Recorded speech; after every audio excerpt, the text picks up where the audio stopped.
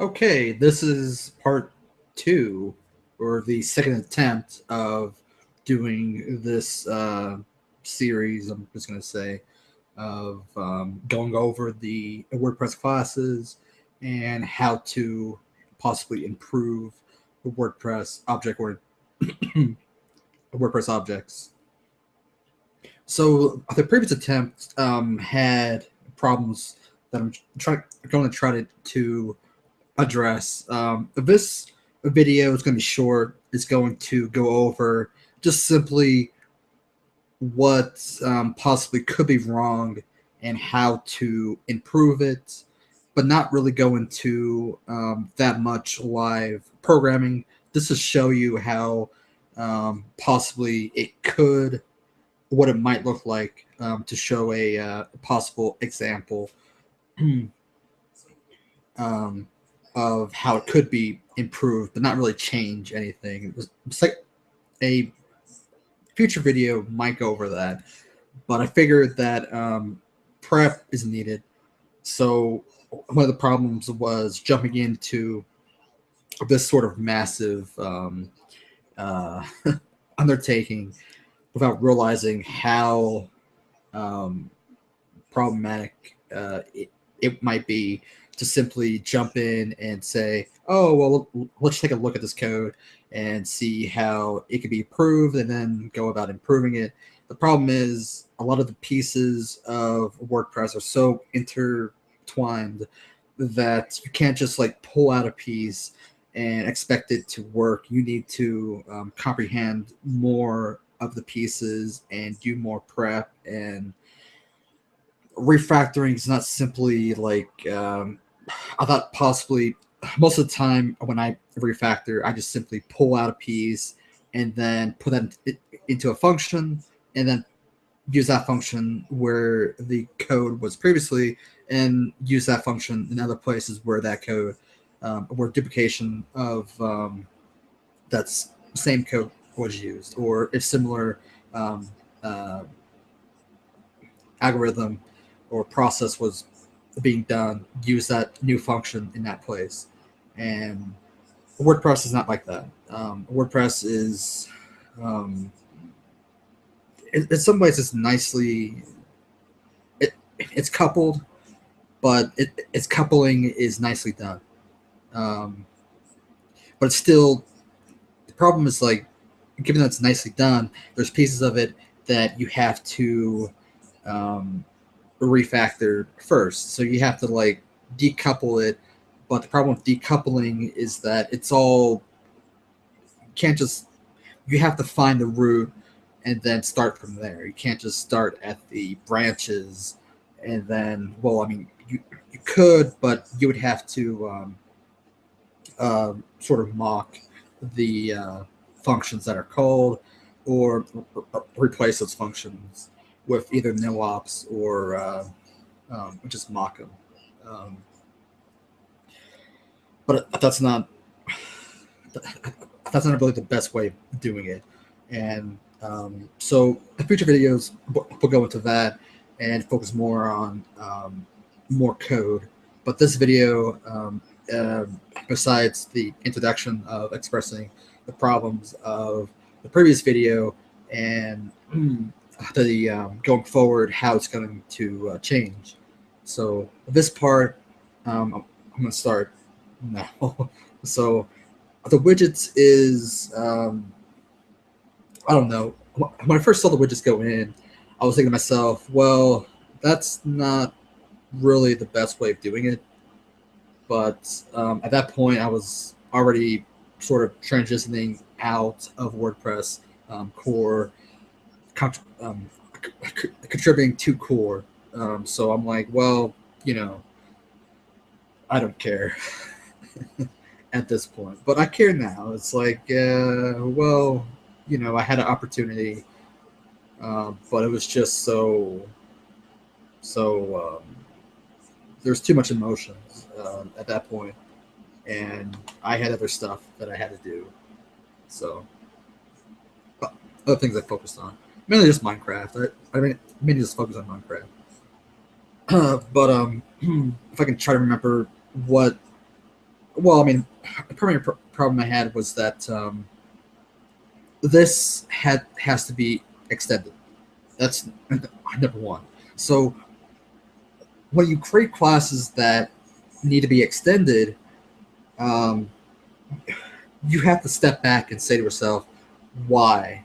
Why am I doing this? What purpose is this class creating that creating an interface doesn't solve better? So I think what people think is that, well, I'll give people these methods that once they extend this base class, they'll have those methods, and they'll be able to use those methods in their uh, classes that extend this base class. So, I mean, that's great. So, but you want to move towards not focusing on extending a base class. You want to focus on classes being a singular responsibility, a single responsibility. This class does this one thing, it does it well, and it doesn't have any dependencies on anything else, or it shouldn't have any dependencies on anything else. Most likely, if you develop, I mean, that's a pipe dream. So any large enough project is going to have dependencies. So, but the attempt, what you want to attempt is trying to move your classes to this single responsibility, even if you can't quite, achieve that. That's not entirely possible in the real world. So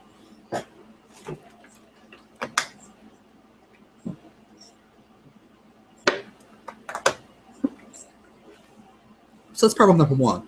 It doesn't have a single responsibility. Well, okay, so it has a single responsibility, but that single responsibility is extended out to include other responsibilities. So a single responsibility is to focus on adding widgets to WordPress and handling those widgets when they're being displayed.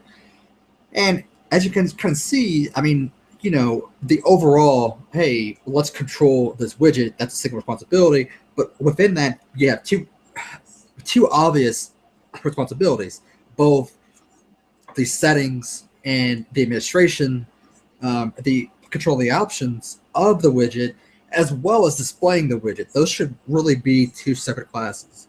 And that's the problem with this class. It shouldn't be one class. What the question is, the biggest question and the hardest part of all of this, and I mean,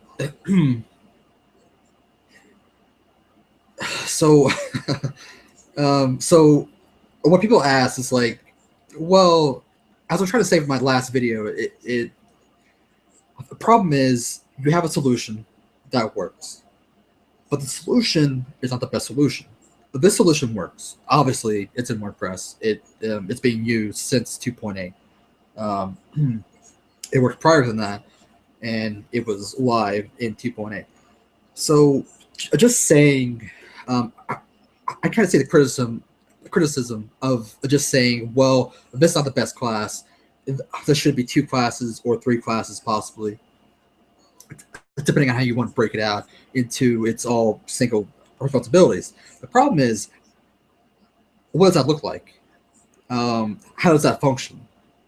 And given that the WP widget already exists in WordPress, the problem now is how do I um, refactor it with without breaking compatibility, backwards compatibility.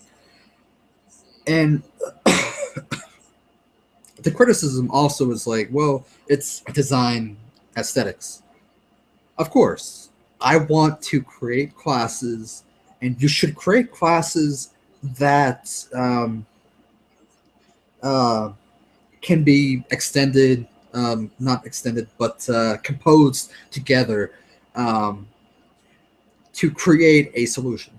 And being able to reuse an existing um, interface or class in other parts of a larger solution. So just being able to display um, a widget on its own, that's great. I mean, you could take that class and possibly reuse it in other places, like being able to preview it. So let's say you want to create a preview and you want to take that widget class and display it on the on the administration panel or in a separate page that is iframed or ajaxed into the administration panel to display what it might look like on the theme, on the current theme, or whatever theme you want displayed. So right now, both of the options and the displayed is coupled. It's part of the same class. And you would have to, well, I mean, of course, I mean, you could say, well, just don't call the options and just call the methods that display it. And that might work, provided that the class doesn't call into the options, or if you can pass options into the widget that you create on the fly just for the preview. So it's not pulling from the existing options of the widget, or you might want to do that anyway, just to show what the existing widget, how it would look. So that's the single responsibility. Also, the other part is dependency injection, which I think people people use that term differently than how I'm using it now. So, focusing on solid, it's the I forget the term, but it's so I'm not gonna use the terms of solid. I'm trying to explain this to someone who doesn't know what solid is. So I'm trying to use the more basic and extended um, explanation. But if you look at solid and you can understand it, you can look at books, read books, and look at the Wikipedia of what solid is. You would sort of understand where I'm going at.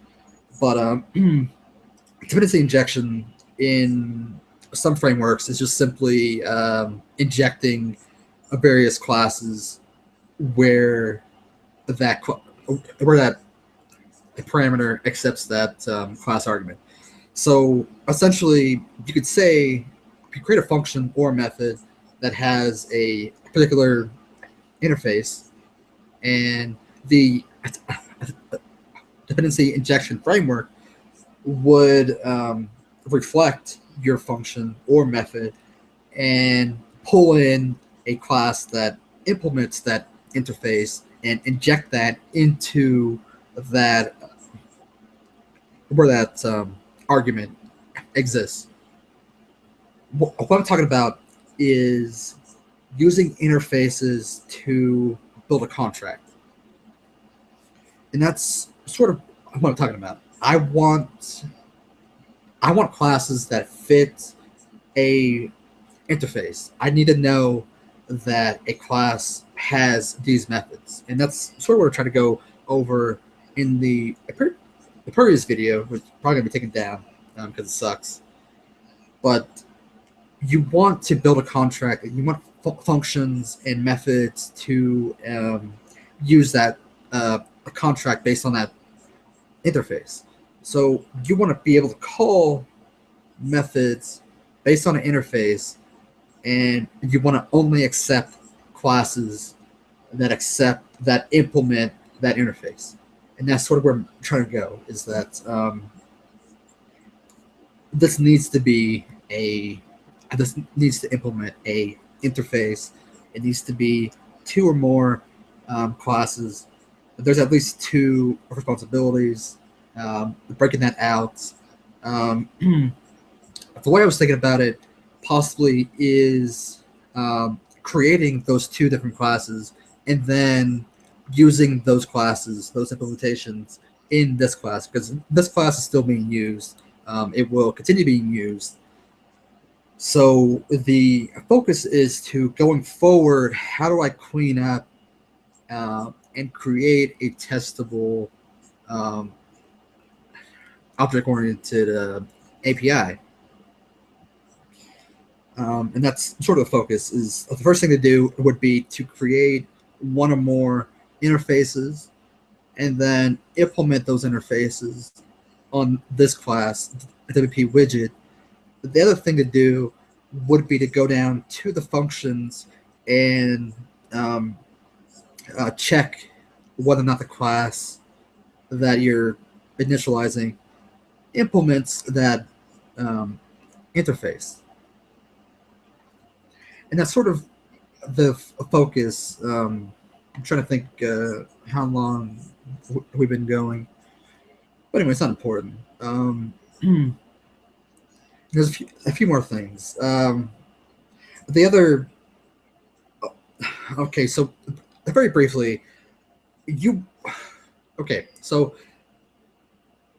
there's two mindsets. There's one where like globals are evil, don't use globals. The other is, well, technically globals are not evil. You can use globals. You just have to understand the drawbacks, how they can bite you. So you want to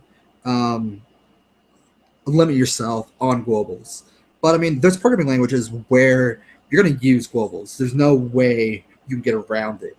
What you have to do really is limit the access to those globals or to those variables that have access, public access. So if someone can access your global, that's bad, because they can do things to your global that you have no idea.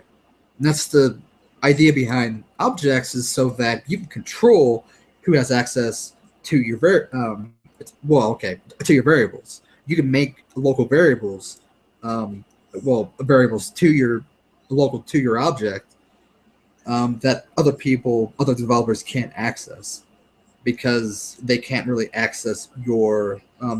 There's ways around it depending on the programming language, and there's even ways around it.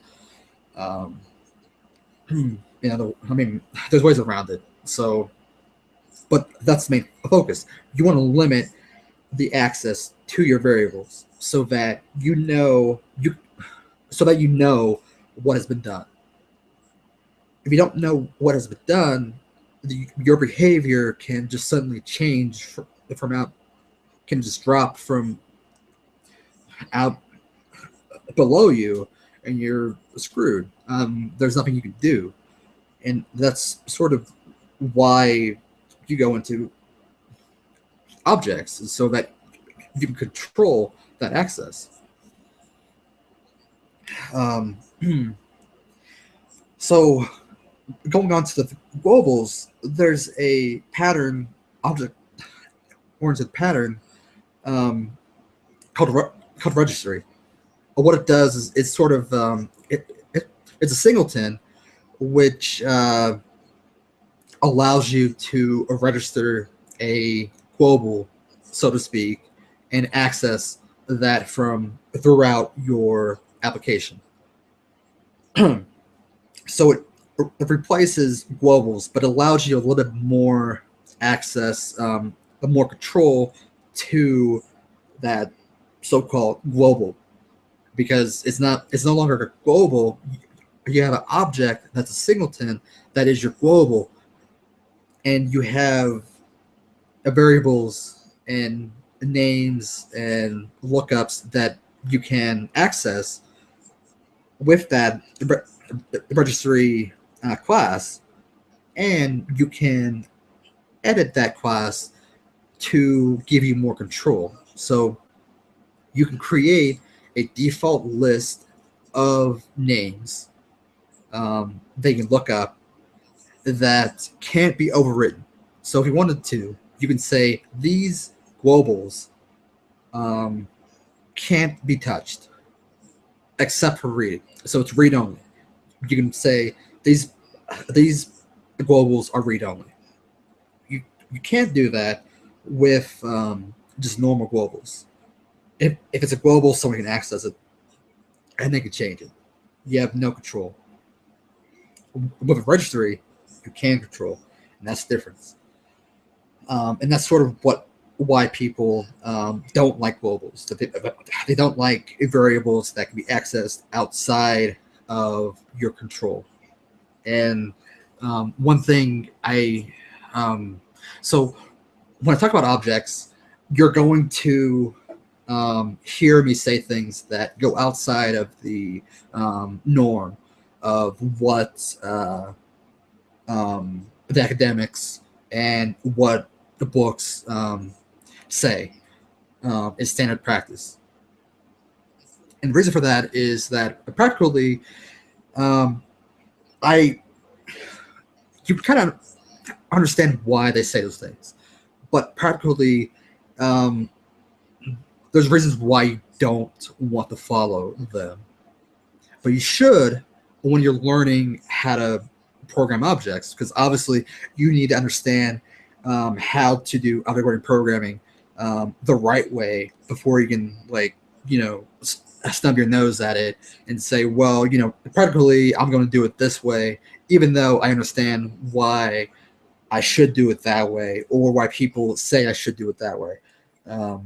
So do it the way they say, but do recognize that I'm going to say things that go outside of that norm.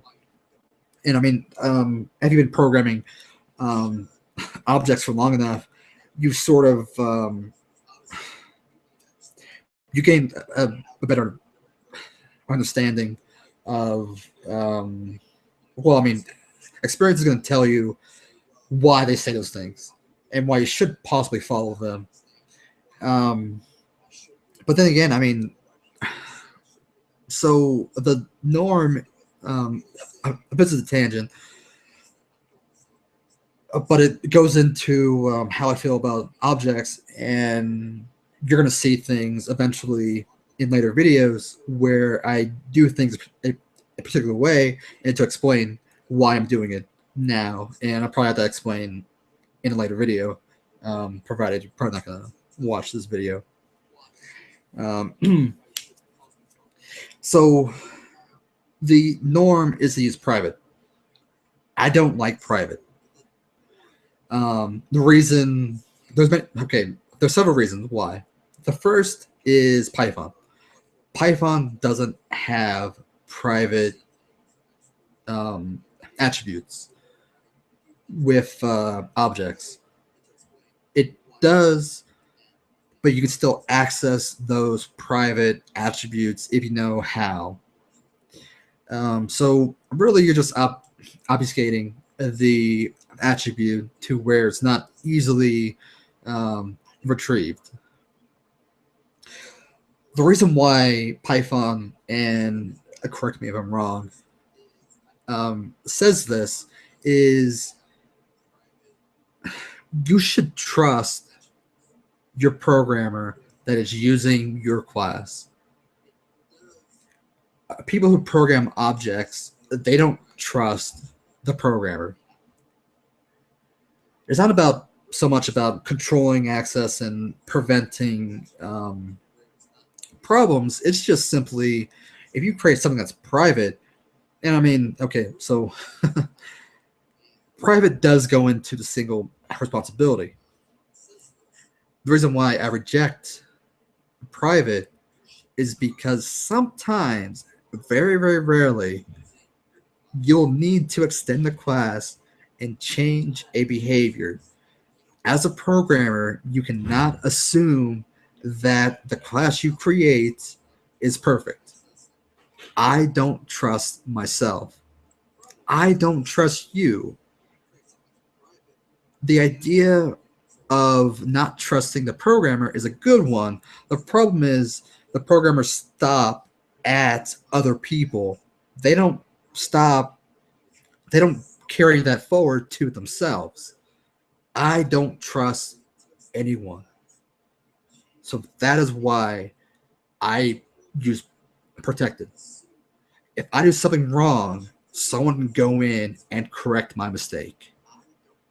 That is why I use protected and never private. Very rarely will I use private, and it's for a specific single, well, okay, responsibility of that class. Um, I realize that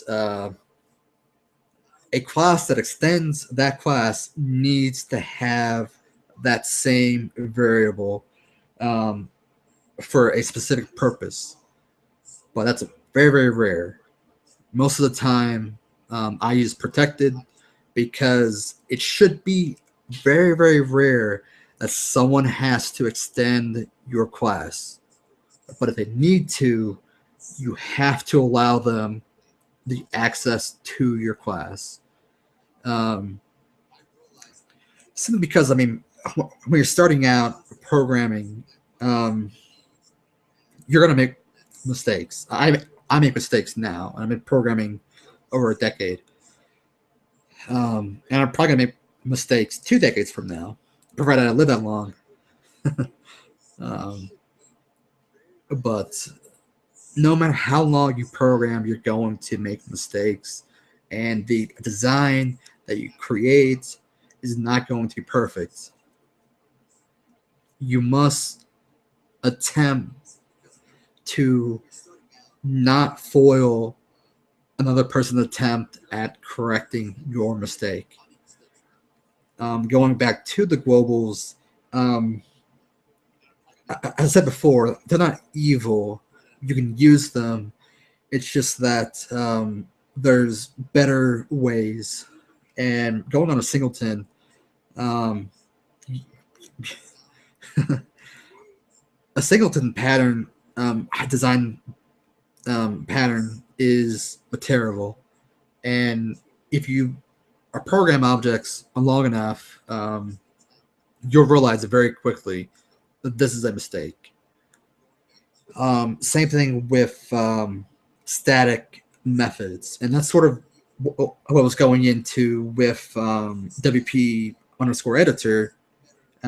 Is that it uses static methods, and that to me is a sign of someone who's stepped above the basic, and it's like, oh well, static methods exist, let's use them. The problem is you don't want to use them too much. Your class obviously exists to have instance methods. If you're having static methods, or a majority of your class is a static method, you're just basically creating functions with namespaces. That's not good. You should just create functions. There's nothing wrong with functions. I don't understand. Well, I mean, object-oriented programmers are going to say functions are terrible. You shouldn't use them. But there's nothing wrong with a function here or there. This idea that functions are bad is, I think, disillusionment of programmers that came from procedural programming into object-oriented programming. They're like, man, this is great. We should never use functions because we have control. We can do all of this great stuff. But functions solve a particular, they have a purpose. And as long as you limit how much you use them and how you use them, they're fine. Go crazy. And that's sort of what like WordPress teaches. WordPress teaches that functions can help you.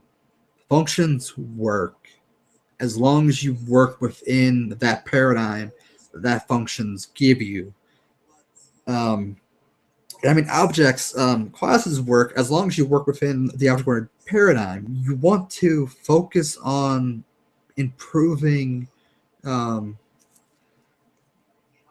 how you use and how you create classes. And that's sort of basic with programming. It's like you should always try to improve.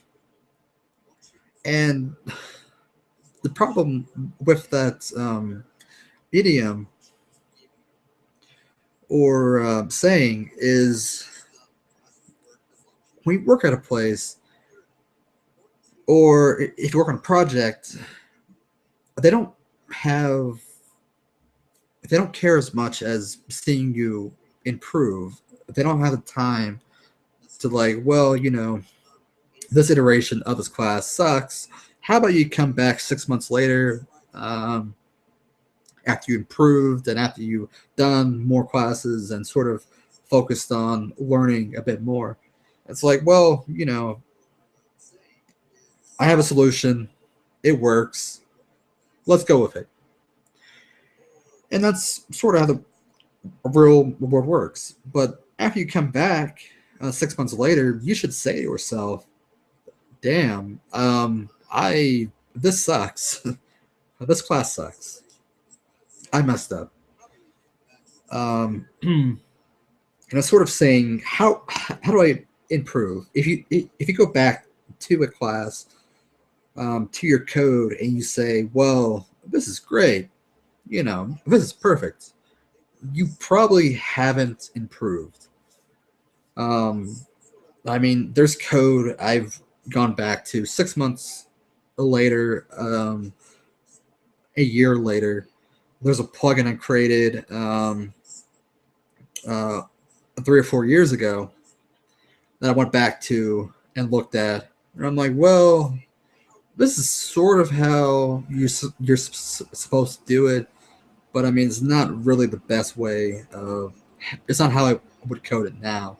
I was actually kind of surprised that it was as well written as it was, given the time period. Um, because I mean, I guess I stopped programming that well. I'm like, man, this is a terrible way of coding. And I sort of circled around and coded that way after I sort of learned why code is supposed to be written this way. Um, and talking about a factory, um, technically, a factory is not the correct term. I guess it sort of does go into a factory, but it's not really a factory. Um, but I mean, it's fine. You know, I think it was written back when PHP 4 still had to be supported. So if it was written now, it would probably have a static, and it would probably be a real singleton. You'd probably have a static method called instance that would return an instance of the WP factory. But I mean, still wouldn't be a factory. It would be sort of like a registry. As I was saying before, a registry doesn't have to be only for. Uh, of course, that might be wrong. There's other patterns that might better describe what is um, registering of the variables. But a factory, what it does is just it initializes. It helps you create objects. So if you have a lot of boilerplate code that you're doing over and over again to create, well, I mean, this is so if you do objects correctly, you're going to have a lot of boilerplate code that's repeated over and over and over again. And so a factory, what it does, it just simply takes that duplication of code and just says, well, pass me a couple parameters, and I'll create the object for you, and I'll initialize all the classes, and I'll link them, chain them together, compose them, whatever, and then return you an object, a single object. So instead of having many different pieces where it's just primarily like duplicated, except for a couple of variables, a couple of settings that are different, a factory supposed to take that and put it into a method. Majority of the time, it's a static method. A factory can get away with that, I guess, and then return that object. So that's a factory. That is not this, but that's pedantic, and I'm trying not to be pedantic. So if they want to go with factory, fine. Um, so this is okay. This class is okay. I'll probably change it from factory to something else. You want your class names to better describe um, the purpose of the class. But the recommendations is to not use patterns, because patterns don't describe the purpose of a class. Just because something is a registry doesn't describe that it holds globals or it's a application that holds objects that are initialized, that can be recovered or retrieved and then used elsewhere within the application. So the application is a registry that you can pull and put uh, um, uh, objects that can be later retrieved. Whereas a registry just says, well, this contains something, you know, doesn't describe the purpose. So this is really a, let's say, container. I'm not really good with names, so a better name would describe um, the purpose. So a factory doesn't describe the purpose. It even, I mean, technically it's not a factory. It doesn't. So, I mean, that's sort of what's wrong with this class. But this class, in and of itself, is not that terrible. Um, it doesn't really need to. It doesn't really need to exist. Is a major problem. Um, a more okay. So the reason why it doesn't need to exist is because the purpose of this class is generic, and generic classes that fit a specific pattern, not a design pattern, but um, how code flows. That's not. It's hard to. It's like an algorithm. So I can see other classes looking like this, and I can see how this class, with a few modifications, could be a generic class and be reused. So to me, I wouldn't call this WP Widget Factory. I would call it WP Storage, and I would initialize it elsewhere, either in a registry or in a global. In this case, since globals are being used, and I would put widgets into that, and possibly have a factory that does that. Um, but this class itself would be a generic class, and it would have a generic WP storage name or something that's not as terrible. So to me, if it's okay class, I mean, it there's not much I can say that's wrong with it, other than what I have already said. So it's okay. Um, the only change I would make would be to change the name and remove the uh, specialized wording and make it more generic wording, and then reuse it in parts of the code where I think it could be used. Because it seems like, I mean, this could be reused. This could be reused in a lot of parts of WordPress. Because this particular code pattern, again, not design pattern, I see this, I have seen this other places. So, not in particular the registered widgets, but the registered, the container of the values, creating a list. A plugins is a list. Um, like extend this class to be a iterator and return a iterator, so you can actually step through all of the values in that list. Um, but talking about the functions I would type hit them. So I would have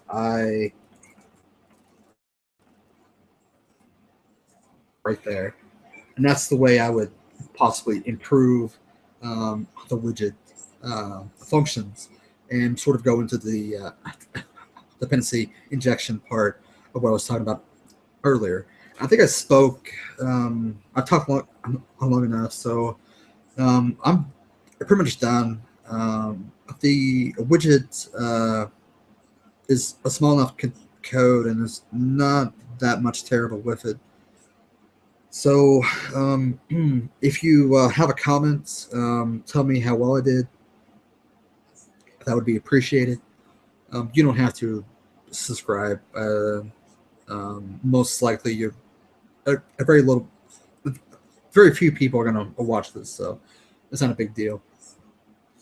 And that's all I have to say about the widgets.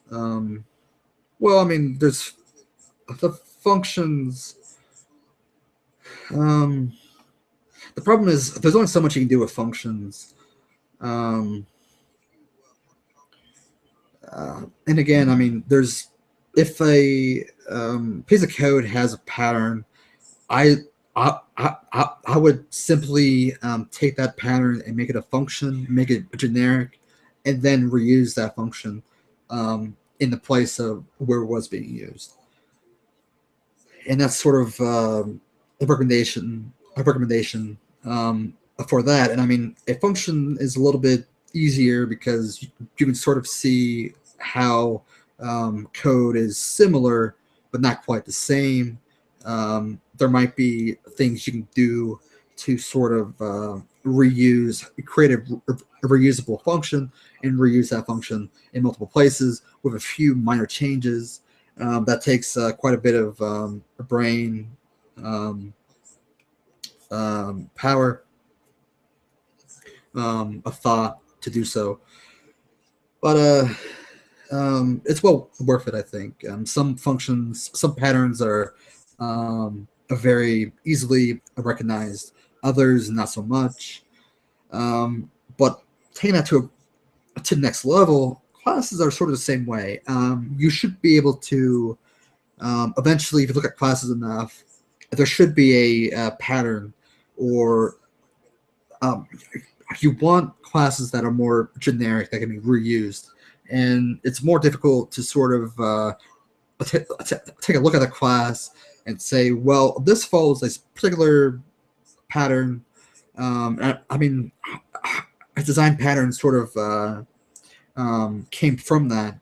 But what I'm talking about specifically is creating a single responsibility class that is not it's just an object.